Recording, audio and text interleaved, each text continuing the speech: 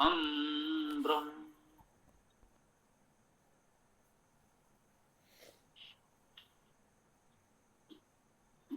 ओम सांबे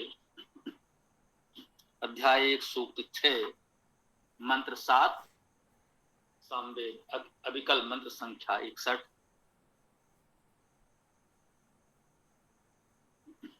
ओम त्वं अग्ने गृहपति त्वं होता नो अध्वरे त्वं पोता विश्वार प्रचेता यक्षयासि च वार्यम्।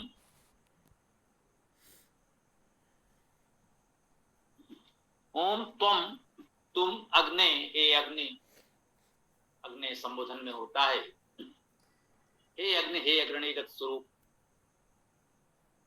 परमेश्वर के लिए ही अग्नि का प्रयोग सामान्यता होता है, आध्यात्मिक अर्थ में हम लोग जानते हैं।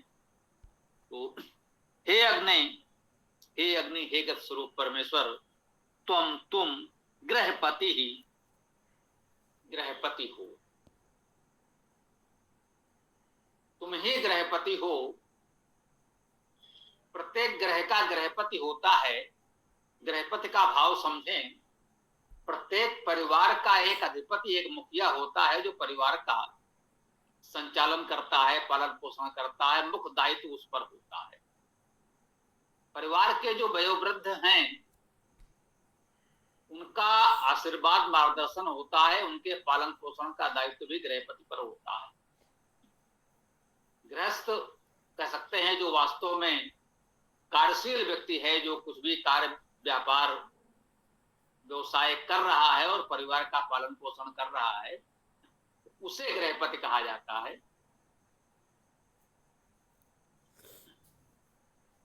यहां कह रहे हैं अग्नि तुम ग्रहपति, हे अग्नि अग्रणी गत स्वरूप परमेश्वर, तुम ही गृहपति हो। संपूर्ण सृष्टि उसका ग्रह है, उसका घर है, और इस ग्रह का ग्रहपति वही है। देखिए, परमेश्वर संपूर्ण सृष्टि का ग्रहपति है। जो वेद की शैली है इसे बहुत प्रमुखता से समझें। हम परमेश्वर को संबोधित करते हैं, उसके गुणों का वर्णन करते हैं, और परोक्ष में यह प्रेरणा होती है कि हमें भी उन गुणों को धारण करना है। यहीं से इसी रूप में हमें मार्गदर्शन प्राप्त होता है। ग्रहपति यहाँ आध्यात्मिक रूप में परमेश्वर के लिए ही कहा जा रहा है। अग्नि संबोधन आध्यात्मिक अर्थ में परमेश्वर के लिए है। लौकिक अर्थ में देखें तो जो हमारा गृहपति है, हमारे परिवार का प्रमुख है, उसको भी संबोधित कर रहे हैं हे अग्नि, हे अग्रणी। जो हमारे परिवार का संचालन कर रहा है वह गृहपति भी तो परिवार का अग्रणी है, परिवार के सारी गति प्रगति का संचालक है। तो हम अपने घर के गृहपति को भी संबोधित कर रहे हैं हे अग्नि, हे अग्रणी, हे गृहपति, तुम गृहपति हो। हे अग्नि, हे अग्रणी, तुम गृहपति हो। हम अपने उस गृहपति को भी संबोधित कर रहे हैं। बहुत व्यापक अर्थों में, आध्यात्मिक अर्थ में परमेश्वर को अग्नि कह रहे हैं, और वो अग्नि गुण, अग्रणी होने का गुण, गतिशीलता प्रगतिशीलता का गुण हम अपने परिवार के प्रमुख गृहपति से भी अपेक्षा कर रहे हैं। मान के चलें सभी वेद मंत्रों के वैसे तो अनेक अर्थ होते हैं, दो अर्थ हम प्रमुखता से चर्चा करते हुए चलते हैं। एक परम आध्यात्मिक अर्थ, बहुत व्यापक अर्थों में परमेश्वर को संबोधित करते हैं। दूसरा हम कह देते हैं लौकिक अर्थ, जो हमारे पारिवारिक सामाजिक जीवन में प्रेरणा देता है, और उसके आदि भौतिक, आदि लौकिक, आध्यात्मिक, आदि आदि जो भी आदि दैविक अर्थ है ना, आध्यात्मिक, आदि दैविक, आदि भौतिक अर्थ मुख्य रूप से कहे जाते हैं। हम यहाँ आदि लौकिक अर्थ की बात कर रहे हैं, पारिवारिक सामाजिक जीवन की बात कर रहे हैं। तो उसे 3 या 4 प्रकार के अर्थों में सीमित न करें। हम कहते हैं अनंता वै वेदा। इन वैदिक शब्दों के, वैदिक मंत्रों के अर्थ तो अनंत हैं, अनेक हैं, कितने हैं ये सीमा मत बांधिए, जितने प्रकार से आप अर्थ कर सकें वो सब हमें स्वीकार्य होंगे। हाँ, शब्दों का अर्थ निश्चित होगा, वो धातुज होगा, शाब्दिक अर्थ वही होगा। ये भावार्थ प्रेरणा आप अनेक प्रकार से ग्रहण कर सकते हैं, इसको ध्यान में रखें तो कभी मूल अर्थ से भटकेंगे नहीं और वेद के अर्थ की व्यापकता का अनुभव भी हमें होता चलेगा। दो अर्थों को विशेष रूप से हम ध्यान दे रहे हैं, आध्यात्मिक और आदिलौकिक अर्थ। आदिदैविक आदि भौतिक अर्थों पर भी बहुत से विद्वान बड़ा कार्य कर रहे हैं। बहुत विस्तार में जाएंगे तो फिर कह सकते हैं कि हमें उतना उतना ग्रहण करना है जो पचा भी सकें, ये उद्देश्य भी होता है। तो तुम अग्नि गृहपति, तुम होता, तुम होता हवन करने वाले, तुम होता भी हो। होता का शाब्दिक अर्थ समझ लीजिए दाता। जैसे दा धातु, दा धातु है देने के अर्थ में, दा धातु से बनता है दाता, वैसे ही हु धातु का अर्थ भी दान करना है, हु धातु से बनता है होता।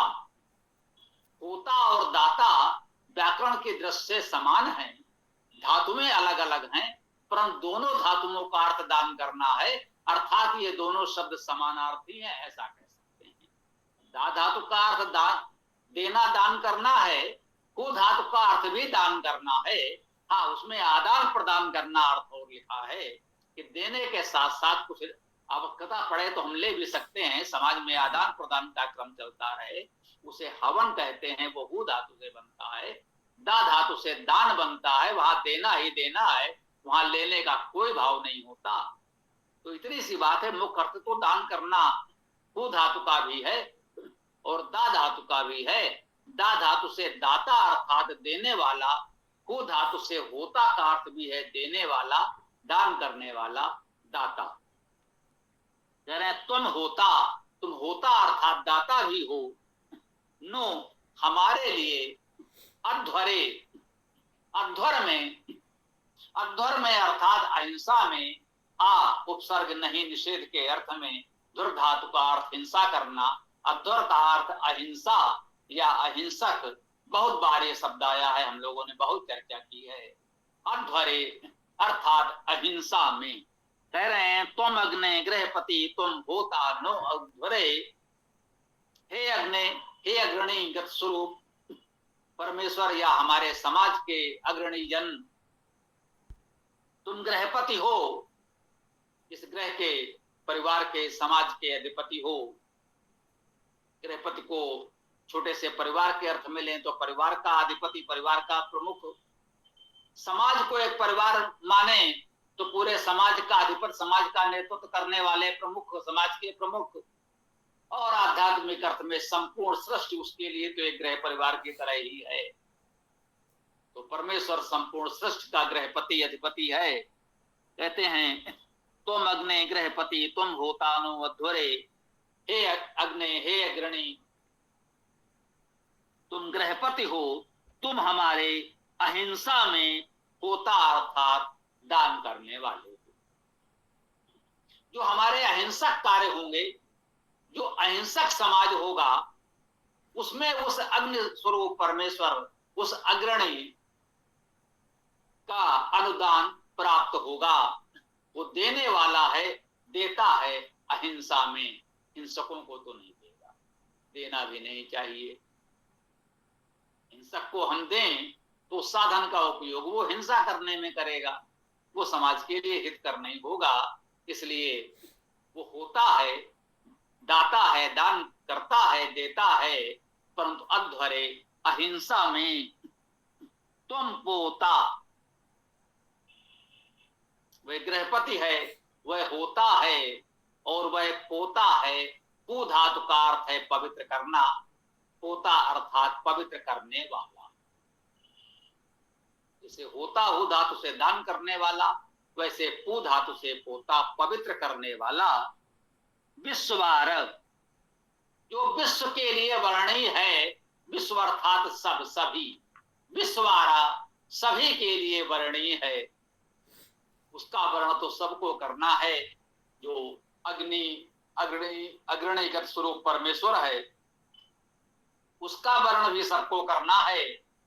जो हमारे परिवार के अधिपति गृहपति हैं उनका वर्ण पूरे परिवार को करना है। जो समाज के गृहपति अधिपति प्रमुख हैं उनका भी वर्ण हमें करना है।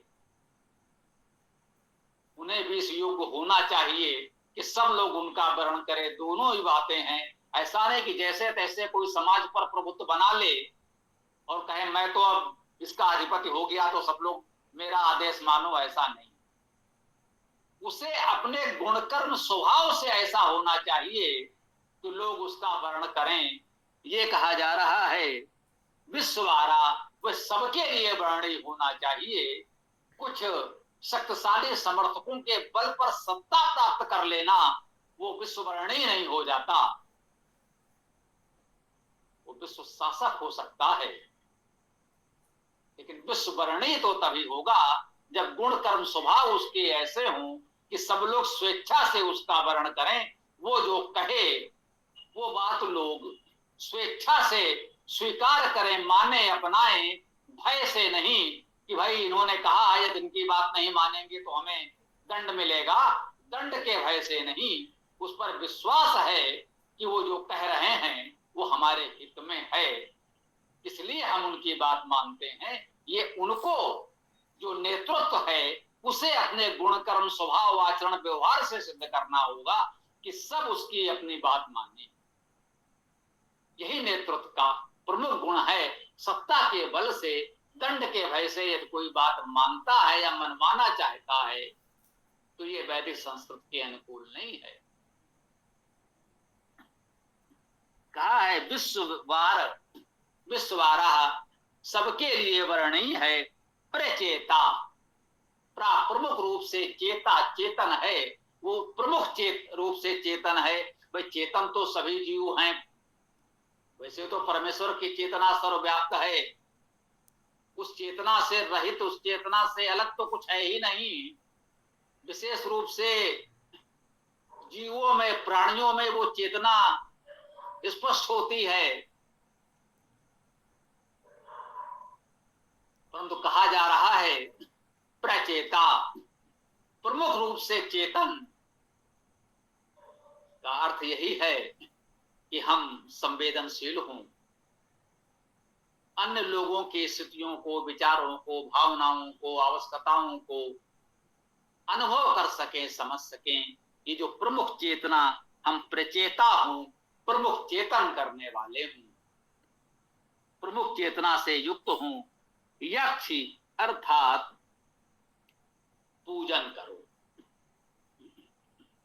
अब इतने गुण जिसमें होंगे वो स्वयं भी परमेश्वर का पूजन करे, इसकी परिणत भी यही है। जितना गुणवान होगा वो परमेश्वर का पूजन तो करेगा ही, और जिसमें इतने गुण समाज में भी हों उसका पूजन भी समाज करेगा ही, करना ही चाहिए। नहीं करते हैं तो उनका दोष है। ऐसे सद्गुण संपन्न यदि नेतृत्व हमारे पास हो, गृहपति हमारे ऐसे हों तो अवश्य उनका पूजन अर्थात सेवा, सत्कार, सम्मान करना चाहिए। पूजन का अर्थ वेद में यही होता है। वैदिक भाषा में शाब्दिक अर्थ यही होता है। पूजन का अर्थ है सेवा, सत्कार, सम्मान करना। संस्कृत भाषा में भी शाब्दिक अर्थ तो यही है। हाँ, लोक व्यवहार में कुछ रूढ़ अर्थ लोगों ने पूजन के मान लिए हैं, उससे हमें कोई लेना देना नहीं है। किसी की हमें निंदा आलोचना नहीं करनी है। जो सच है वो हमें जानते समझते चलना है। यक्षी या सिचवार्यम, उनकी तो पूजा करो, ठीक। यासी अर्थात जाते हो, प्राप्त हो।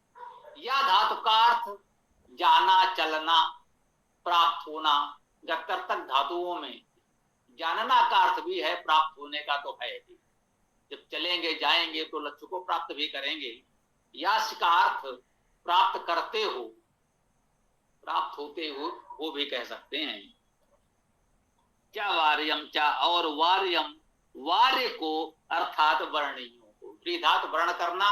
वार्य जो वर्ण करने योग्य हैं, वर्णीय हैं। कह सकते हैं कि आप भी इन गुणों से युक्त बने, जो इन गुणों से युक्त हैं उनका पूजन अर्थात सेवा सत्कार करें और जो वर्णीय है उसको प्राप्त करें, उसकी ओर जाएं, जो वर्णीय है उस ओर चलें और उसे प्राप्त करें। इस प्रकार हम इस मंत्र की व्याख्या को यहाँ पूर्ण करते हैं, विराम देते हैं। आगे आप लोग अपना प्रश्न विचार जो भी हो प्रस्तुत